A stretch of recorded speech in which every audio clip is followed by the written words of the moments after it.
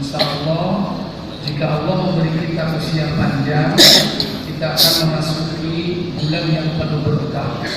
Itulah bulan Ramadan. Senang nggak dengan bertemu Ramadan, Pak? Tentu kita senang karena di dalamnya Allah banyak memberikan keutamaan, kesempatan kita meraih pahala yang sebanyak-banyaknya. Tetapi agar jangan sampai Ramadan berlalu begitu saja, perlu kita mempersiapkan diri sejak mulai bulan Syawal. Yang pertama yaitu perlu kita mengkaji ilmu tentang Ramadan, karena banyak di antara kita mempelajari syarat rukun berpuasa, mempelajari hal yang membatalkannya. Bahkan bukan hanya masalah puasa, juga qiyamul lail, sholat tarawih, kemudian iktikaf, adab-adab berzakat dan berhari raya itu dipelajari kalau setahun sekali. Maka kita perlu mengulang kembali pelajaran kita tentang amal ibadah Ramadan. Karena amal tanpa dasar ilmu tidak akan diterima. Allah berfirman dalam surah Al-Asr, wal asr, demi waktu, innal insana lafi khusr, sesungguhnya manusia pasti berada di dalam kerugian, illal ladzina amanu, kecuali orang yang beriman, wa amilus shalihat, dan yang beramal saleh. Di dalam kitab Al-Ushul Tsalatsah, seorang ulama mujaddid yang bernama Muhammad bin Abdul Wahhab At-Tamimi, beliau rahimahullah ta'ala mengatakan bahwa ayat ini sebagai hujjah bahwa manusia itu hendaklah memiliki 4 kriteria dalam hidupnya. Pertama, yakni ilmu. Yang kedua, amal. Yang ketiga, dakwah. Yang keempat, sabar. Konteks dengan surah Al-Asr, yang pertama ilmu, yaitu pada kalimat illal ladzina amanu, kecuali orang-orang yang beriman. Loh, kalimatnya beriman, tapi kenapa kok berilmu? Ternyata antara iman dan ilmu itu sama. Orang yang beriman pasti dia rajin menuntut ilmu. Orang yang semakin bertambah ilmunya, maka imannya pun juga bertambah. Ini antara iman dan ilmu itu berbanding lurus, sama. Baru kemudian setelah itu beramal soleh. Makanya amal soleh tidak akan diterima tanpa dasar iman. Orang kafir, dia beramal, berbuat baik, tapi tidak beriman, atau imannya salah, maka amalnya ditolak. Bagikan fata morgana, kata Al-Quran. Demikian pula orang yang beramal tapi tanpa dasar ilmu, itu pun tidak akan diterima. Sholat contohnya, harus tahu syaratnya, harus tahu rukunnya, harus tahu yang membatalkannya. Tanpa dasar ilmu itu, maka tidak akan diterima. Ada orang sholat, contoh karena semangat dia, imannya lagi naik, Yazid, dia katakan, mumpung gua ada kesempatan nih, saya mau sholat zuhur jam 11. Kira-kira diterima nggak sholat zuhur jam 11? Nggak diterima. Kenapa? Karena tidak terpenuhi syaratnya. Kenapa? Karena itu ilmunya ada syaratnya, ada rukunnya, ada yang membatalkannya. Orang sholat contoh, Allahu Akbar, tengah perjalanan dia kentut, buang angin, keras suaranya, tapi terus saja dia sholat. Temannya bilang, kamu tadi buang angin, kenapa terus sholat? Nggak apa-apa, yang penting nggak gaul. Dianggap yang membatalkan itu buang angin yang bau. Ini contoh yang tidak punya ilmu. Nah, nanti kita berpuasa, beriktikaf, berhari raya, berzakat, melaksanakan qiyamul lail, qiyamul Ramadan, sholat tarawih. Kalau tidak didasari ilmu, maka tidak akan diterima. Oleh karena itu, dasarilah amal kita nanti dengan ilmu. Maka perlu kita buka buku-buku kita tentang Ramadan. Ini yang pertama. Yang kedua, segeralah bayar hutang kita kepada Allah. Apa contoh hutang kita kepada Allah? Yaitu ibadah yang belum sempat dipenuhi. Contoh puasa. Mungkin di antara kita ini ada orang yang masih punya utang puasa, segera bayar. Kenapa demikian? Karena bulan terakhir untuk membayar utang puasa itu adalah bulan Sa'ban. Karena Allah sudah memberikan waktu 11 bulan.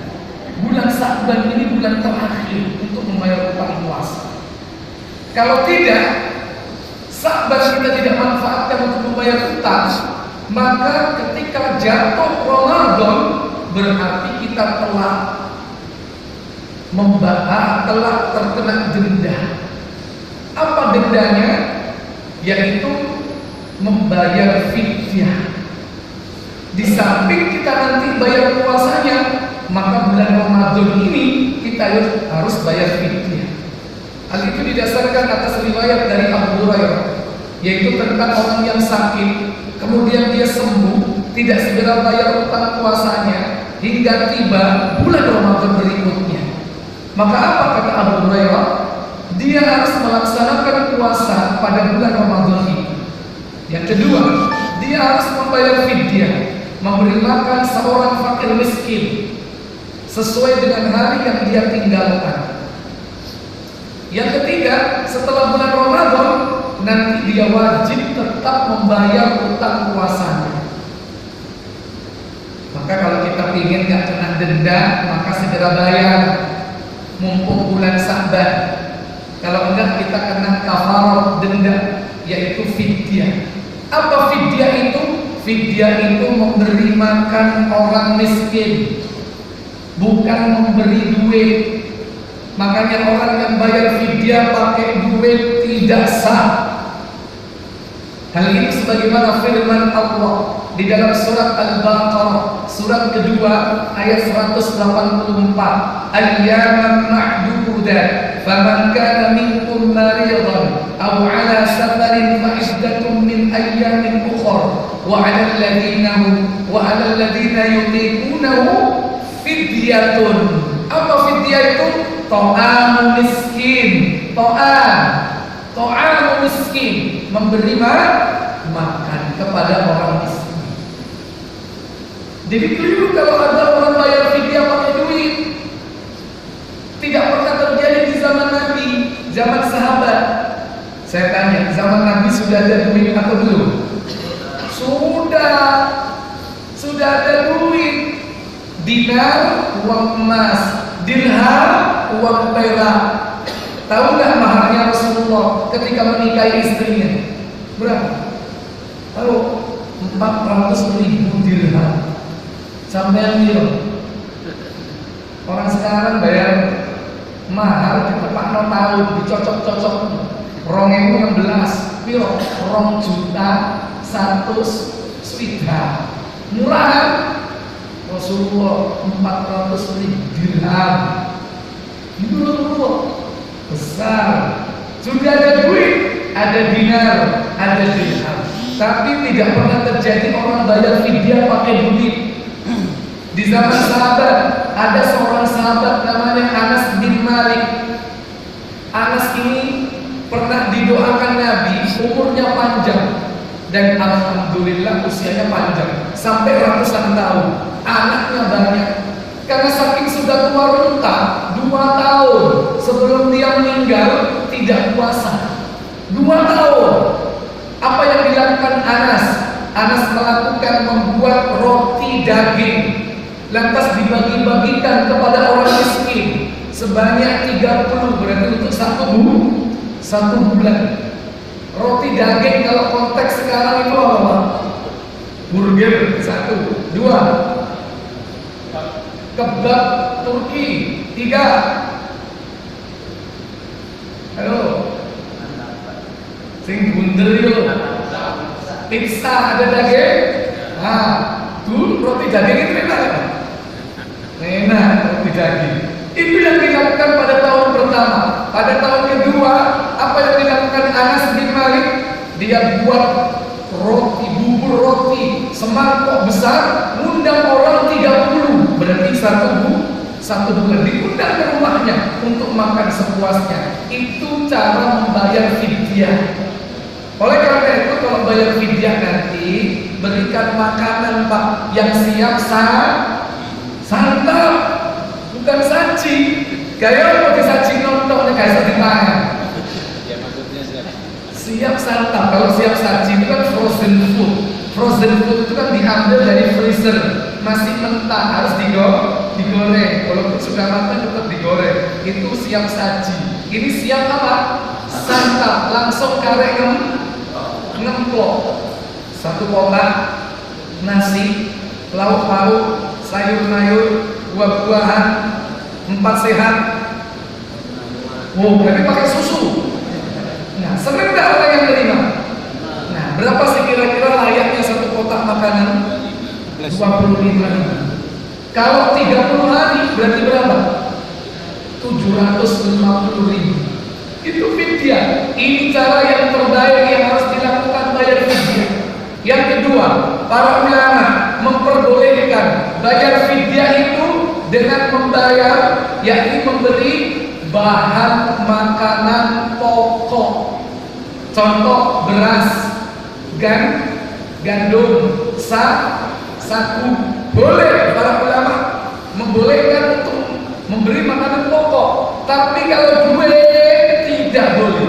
Di zaman Nabi itu maksimal paling tidak itu boleh memberikan makanan pokok. Berapa itu? Satu orang 1 mud. 1 mud itu begini. Jadi kalau ada beras, nah itu 1 mud. Berapa takaran 1 mud? 1 mud itu 6,25 ons, 6/4 ons.